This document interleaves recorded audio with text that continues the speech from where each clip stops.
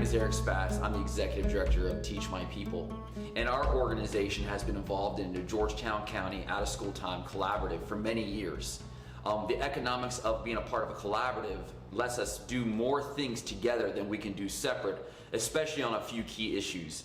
And so part of the Georgetown County Out of School Time Collaborative, 3 things we really do and do well at our collaborative is, number 1 is we are a part of advocacy. We advocate for out of school time for every kid within our community. The second thing we do is we provide training, understanding that we as a group can do more training and better training together for the quality of our program compared to if we did it on our own. So we do training on everything from mental health, first aid, all the way through how to really help curb summer slide. And the last thing that we do as a nonprofit collaborative group is we provide resources and we go after resources together, understanding that as a collaborative group, our footprint is a lot bigger as a group than it is individually, so we're able to advocate for more resources for our nonprofits together. And so ultimately what we ended up doing is we ended up creating a program that goes along with the Georgetown County School District, where we get the opportunity to serve our virtual and our hybrid students. And so we get to have 35 of our virtual students every morning where we just literally get to be the hands and feet of Jesus and just help them to be successful, to help them with their schoolwork, and help them with anything that we can. And then we have a really quick transition where we get the opportunity to clean down the building, make sure everything's safe, and then invite our hybrid students in the afternoons. And that has just been a really cool blessing to serve our families the way that we can safely. So a lot of our homes for our families are single family homes. And obviously they have to still support their family. And so most of our single parents are working so hard to still be able to support their family with their jobs, sometimes multiple jobs. They always want to put the safety of their kids first, so that's why they chose the virtual program. So obviously with COVID, we've had to think really deeply about what was the best and safest way for us to be able to serve our kids and to actually have them back in the building. And so we came up with this really intense COVID manual that we've been following diligently. And one of the things that we really have done is we've created pods. We have a 1st and 2nd grade pod, a 3rd and 4th grade pod, and a 5th and 6th grade pod.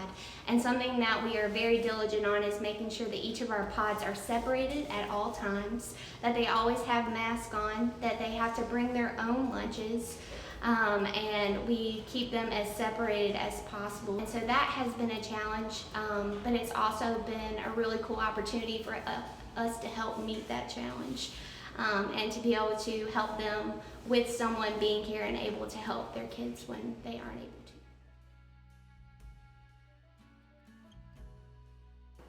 to. Carolina Human Reinvestment is a youth serving organization. We have an after-school program. Usually our hours are after school, but with the coronavirus now, we changed our format and now we are moved in a virtual program where we are assisting the students on our sites. We have 2 sites, one in Police Island at the community church, where we cater 12 kids there, and we also have one here at the Georgetown Housing Authority, where we open our doors for 12 kids, where they come to us with their computers provided by the school district, and the teachers are interacting with them throughout the day. What we do here is making sure they are on task as much as we can. It is a unique year. 2020 has been a very unique year.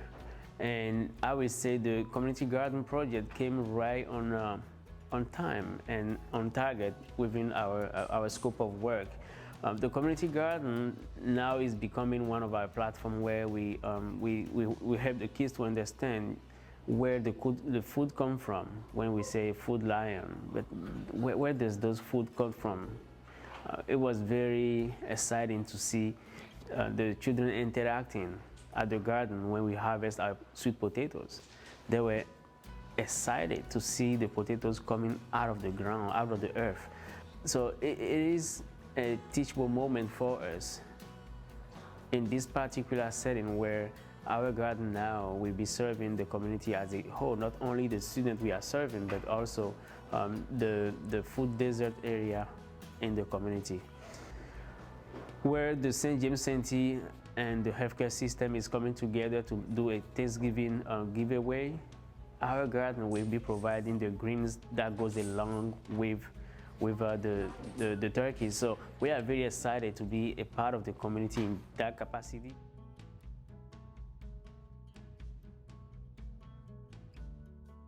Hi guys, I'm Denise Chapman here with Optimism Preventive Services Incorporated, where our mission is simply to change the lives of young people here in Georgetown County, ages 5 through 18, through our education, mentoring, prevention, leadership, and service program.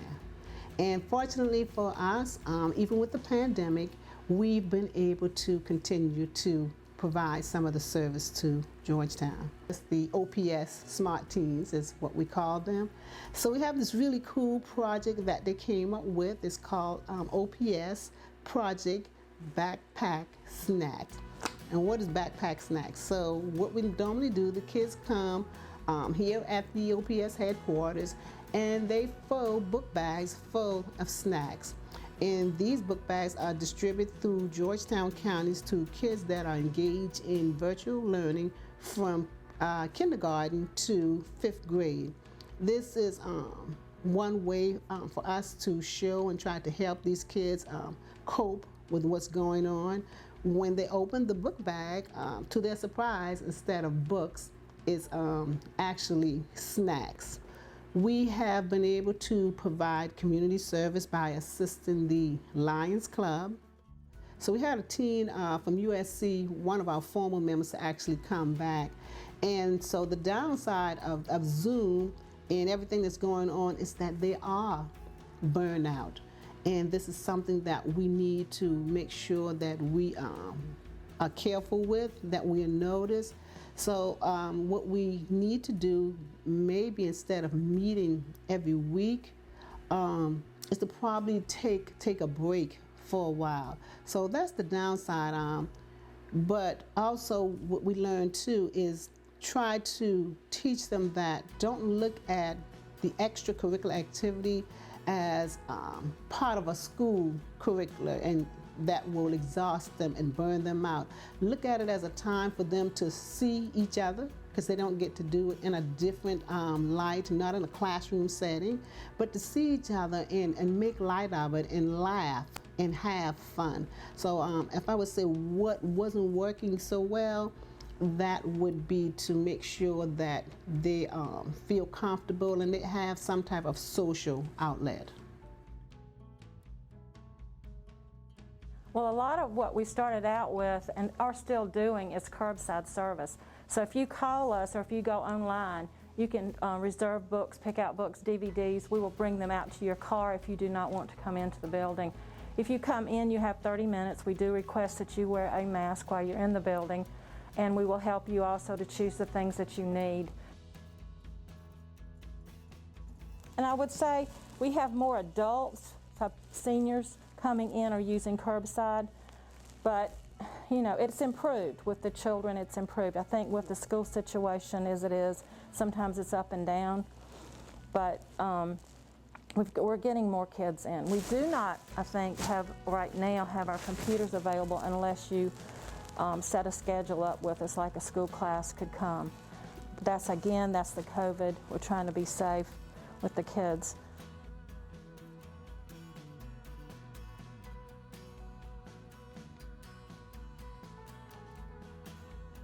Here at Purpose Kids, we want every kid to feel welcome, to feel loved, to get the support they need with their schoolwork, and just, us being there for them as well, And we are a faith-based organization, so we do, speak to the kids about the Bible. We pray with them when they need it. Everyone here just has a huge heart, loves kids, and we just love to work with them every single day, to watch them grow up, to watch them thrive and flourish, and it's just been a great honor. What is normal anymore? Well, nowadays, instead of us starting at school pickup time during the school year, we open at 7 a.m. And we do that because we do have some parents that have to work early. And then we stay open until 6 p.m., just like we normally would, to accommodate those who have to work late. So, 7 a.m. to about 8:45 is just kind of relaxed time. They can come in, they can watch movies. Some of them come in and lay down and just take a little nap because it's just way too early. Play games, whatever they want to do. They just kind of hang out. Some of them will eat breakfast if they didn't eat at home. And then once 8:45 hits, they know it's go time. Get your computers. Those who are fully virtual will get on meetings with their teachers. Those who are hybrid, they have work that's assigned to them. And every person gets checked out before they finish. And then once they're done for the day, we're back to just hanging out and being kids and having fun. And so it's basically the same as after school. It's just a longer day, basically. We're still helping them with their schoolwork. We're still, being that good support system for them. It's just that now it's all day instead of half a day. The kids are taking everything in stride because it's different, it's a change. And then we also try to keep all their supplies, like you saw earlier, all their supplies in separate baskets, where before we just had a pencil box for everyone to share, a crayon box for everyone to share, and things like that. And then the food itself that we get, everything, most of it comes like pre-packaged or, packaged, individual, so we can just hand it out to them or whatever, so that way things aren't touching. We used to let parents just kind of come in and, and we still want them to be a part, but right now it's better that we kind of keep them to the door rather than letting them just, oh, hey, come on in, come hang out with your kids, we love, and we can't wait to do that again because our families are a huge part of who we are and what we do. I hear all the time, I want to go back to school. I miss my teachers. I miss my friends, A lot of times, I'll have kids on a Zoom meeting falling asleep. They're just like dozing off, and I'm like, guys, wake up, wake up. But it's not the same for them. They're not used to it. And I've got a couple of kindergartners who've never really been to school, but now they're learning this new way of school, and it's just, it's hard to, it's really hard to keep them focused. But like I said, the biggest thing is just, the falling asleep, missing their friends, missing their teachers, missing human interaction, missing going to school. They love coming here, but they miss their schools.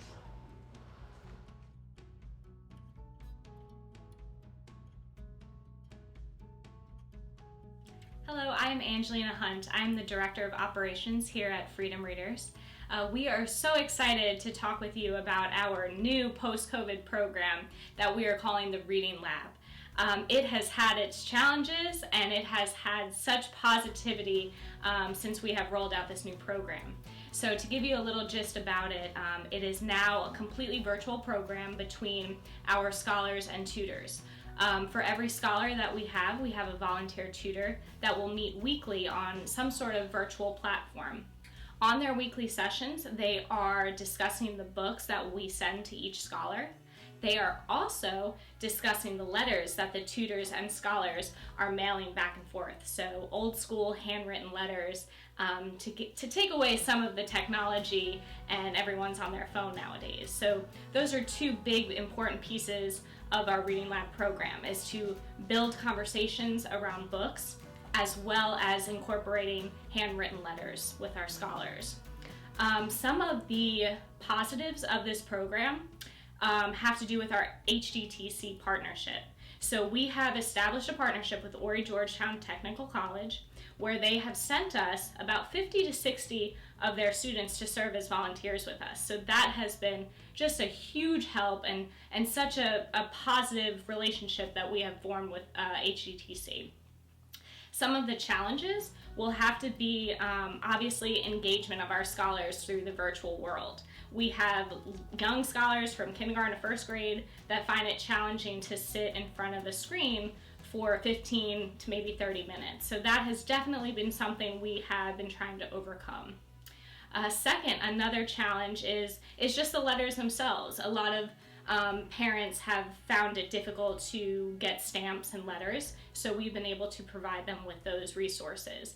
But yeah, that it has been just such a different world for us, but so much positivity that we are able to still meet with our scholars and really zone in on each of our scholars' specific needs. So we're building, I don't know, I guess you can say stronger relationships with each individual family. So it has been a whirlwind for us, but it has been a blast that we've been able to pivot in such a dynamic way.